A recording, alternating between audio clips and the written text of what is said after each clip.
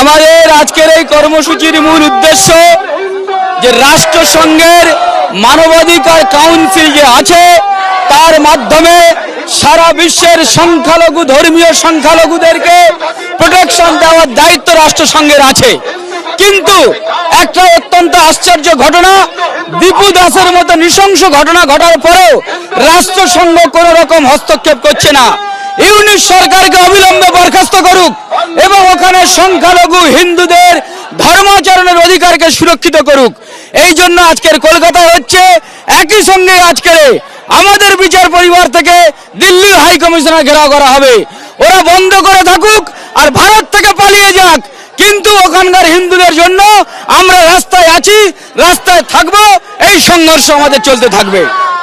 আমার নাম বিকর্ণ নস্কর, বঙ্গ হিন্দু জাগরণের আজকের কনভেনার আছি আমি।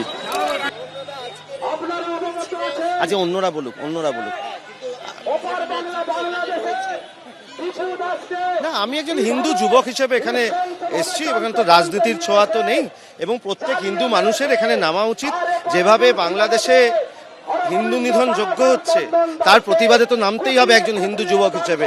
এবং আগামী দিন যাতে আমাদের পশ্চিমবঙ্গ বাংলাদেশ না হয়ে ওঠে তার জন্য তো সকলকে সচেষ্ট হতে হবে। কাল আজকে অন্যের বাড়িতে হচ্ছে, কাল আমার বাড়িতে হতে পারে যদি প্রতিরোধ না করি। আমরা করছি না, সাধারণ মানুষ করছে। সাধারণ মানুষই তো বলছে যাতে বাংলাদেশ আগামী দিনে পশ্চিমবঙ্গ যাতে আগামী দিনে বাংলাদেশ না হয়ে ওঠে তার জন্য সকলকে সচেষ্ট হতে হবে।